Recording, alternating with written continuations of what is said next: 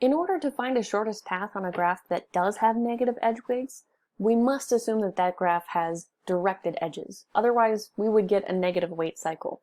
Now, Dijkstra's algorithm will work if our graph is directed, if we have a digraph, just by, rather than relaxing all incident edges, we would relax only those outgoing edges, just like the modified depth first search and breadth first search would work on a digraph. But what do I mean by a negative weight cycle? So a negative weight cycle is one in which the sum of edges along that cycle is negative. So for example, if we had an undirected edge from A to B, and the weight of that edge was negative, let's say -1, then a shortest path isn't defined between these two vertices here because we could repeatedly go back and forth, and every time we go through this edge, the length of that path is decreased by 1. But we could have a larger negative weight cycle. Let's say we had a directed cycle. So this is a directed cycle in the sense that we start at one vertex and we can follow outgoing edges and end at the same vertex. Let's call them vertices A, B, and C. This would be a negative weight cycle if the sum of edges along the cycle is negative. So for example, we could still have positive edge weights here and still have a negative weight cycle, such as if we had -5, 1, and then 3. This is a negative weight cycle because every time we go around this cycle, we lose 1. So the sum of edge weights accumulated decreases by 1. So these are negative weight cycles. We can still have negative weight edges without having a negative weight cycle if the sum of edges along that cycle is non-negative. So for example, if we had instead here -1 and then 3 and then even -1 again, this would be an example of a cycle, a directed cycle, which is not a negative weight cycle. This is okay. Okay, so the problem with these negative weight cycles is we don't have a shortest path defined on the vertices along them because we could repeatedly decrease the length by going through the cycle again and again for these negative weight cycles. Okay, so let's see how Bellman-Ford's algorithm, which is an approach to finding a shortest path in a graph that does have negative weight edges, although in this case we assume that all edges are directed, how this works. It has the same distance labeling scheme as what Dijkstra's does, so we assign a distance label to every vertex, 0 to our starting vertex S, so we want to find a shortest path from the single vertex to all other vertices in the graph.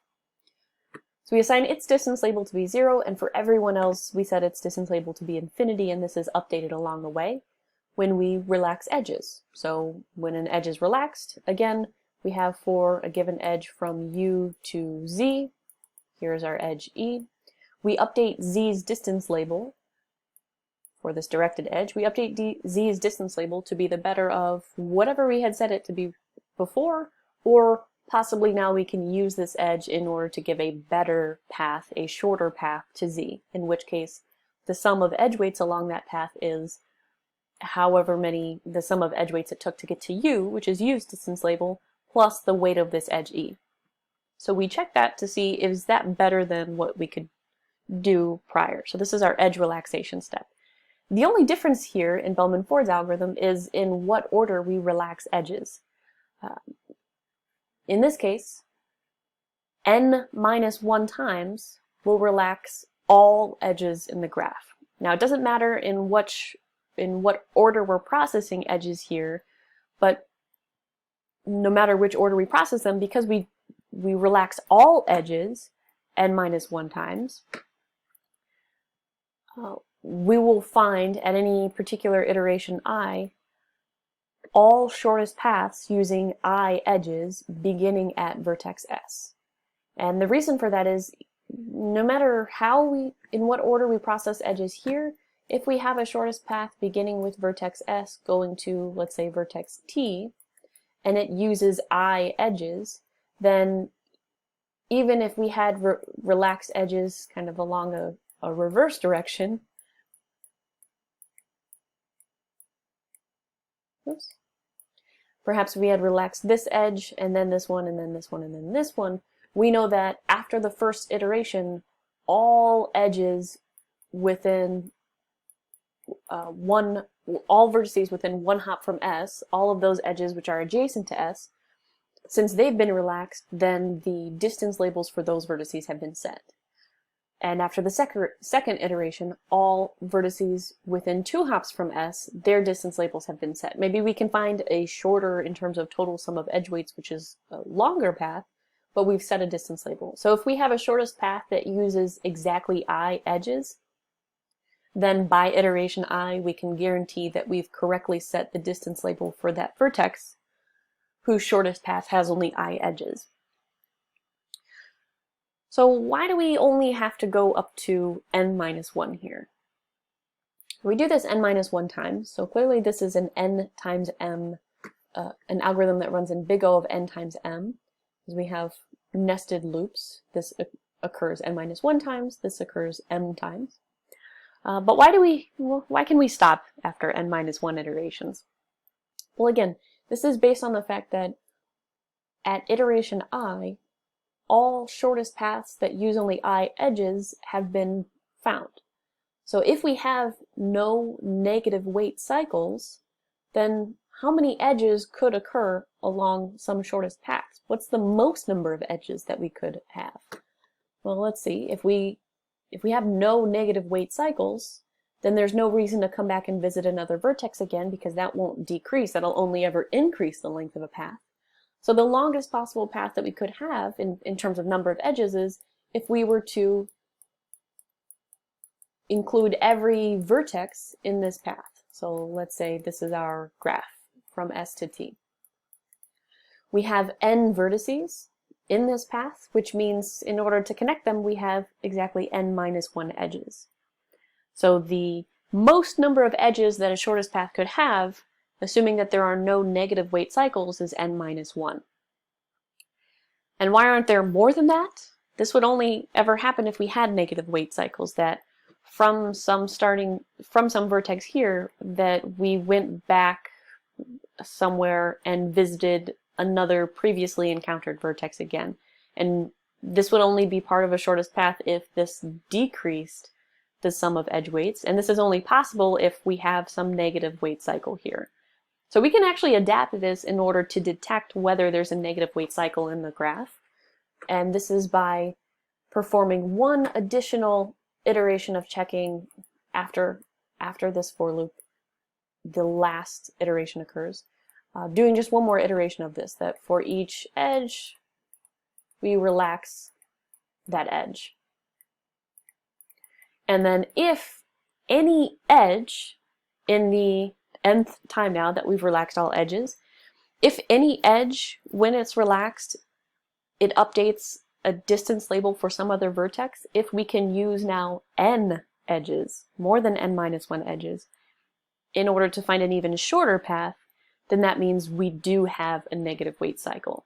So if at iteration n now of this, just by appending one extra iteration of going through all edges in the graph, if any distance label is updated with a smaller value, then this means that there's a negative weight cycle in the graph.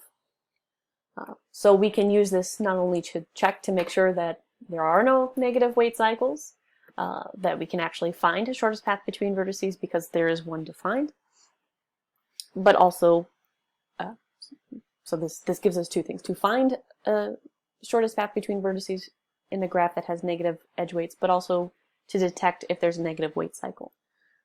So why would we want to detect a negative weight cycle? There are a few applications to this, but to give you one example is arbitrage. So we can use a graph to model how the total amount of invested money changes via exchanging from one currency to another.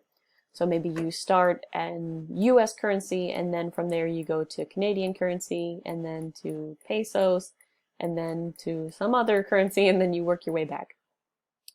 Through some slight modification to this graph, which I don't want to get into here, it is possible to use Bellman-Ford's algorithm to find if there's a negative cycle in this graph, which would indicate that there's a loop of exchanging your money from one currency to another, in which you get back more than your total investment in the original currency. So maybe you invest $100 and then through exchanging money into different currencies, when you go back to US dollars, you end up with $105.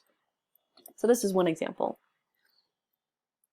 Okay, let's see how we would apply Bellman-Ford algorithm here in order to find the shortest path from, let's say, vertex A to all other vertices in this graph. And why we're choosing to use Bellman-Ford and not Dijkstra's is because we can identify that there are some edges that have a negative weight. All right, so if we're starting at vertex A, then we're going to apply a distance label of 0 to A and infinity to everyone else initially. And just so that you can keep track of, while you're watching this, which iteration we're on and which edges we're relaxing, I have here a list of all edges, and let's suppose that we relax edges in this order, and we'll look at the first, second, third, fourth, and fifth iteration of Bellman-Ford's algorithm. Why we're doing 5 iterations of relaxing all edges, this is because we have 6 vertices total, so we'll iterate 5 times and relax all edges. So let's say we relax edge FC first. So we'll check to see if we can update the distance label for C. Now, because the starting vertex F here already has a distance label of infinity, when this edge is relaxed, we find that there's no way that we can improve this because we don't even have an efficient way of getting to F just yet.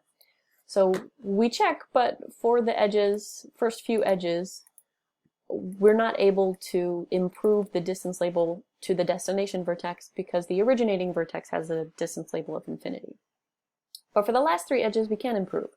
So from A to B, now we can set the distance label to be 8. So I'm just going to use a dot here to indicate we were able to improve the distance label. From A to C, now we can set C's distance label to be -2. And from A to D, we can set D's distance label to be 4. Now we finish the first iteration, and we'll relax all edges again. But now we've changed the starting vertex distance label for some edges. So when we relax F to C, we have nothing that we can improve. From D to F, now we can make an improvement because we can get to D in 4 steps, which means through this edge of weight 5, we can now get to F in a total of 9 steps. From B to E, we can get to B in 8 steps minus 2 steps gives us a total of 6 steps.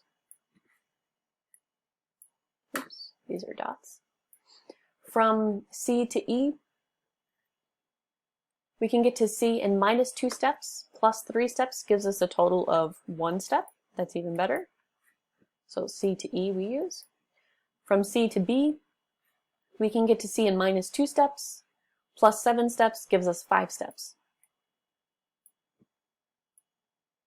From C to D, so we can get to C in -2 steps plus 1 step. This gives us -1 steps, or money, or however you look at this. From A to B, so we can't improve these anymore. A to B, this would give us 8 steps. That's not any better than what we have. And we'll check to see if this will improve anything, but we don't get any improvements. Okay, from F to C now. Okay, F, we can get here in 9 steps. To go back to C, that would give us 18. That's not very good compared to the -2 that we currently have. From D to F, we can get here -1 steps plus 5 gives us a total of 4 steps. So this is an improvement. From B to E, we get no improvement. We would get 3 steps total, which isn't better than what we had. From C to E, we get no improvement. C to B, we don't get any improvement for the remaining edges. Okay, now we do another iteration, and we'll check from F to C, can we improve this, which we can't. From D to F, can we improve this, which we can't. And in fact, for each one of them, you can check and verify that we can't improve the distance label for any edge. And the reason for that is because the longest the most number of edges along the shortest path, at least for this graph, is looks like 3. That is from A to C to D to F. Since we don't have any shortest paths that have more edges, we won't have any more improvements, and we can tell this from the fact that we have no improvements for this entire iteration.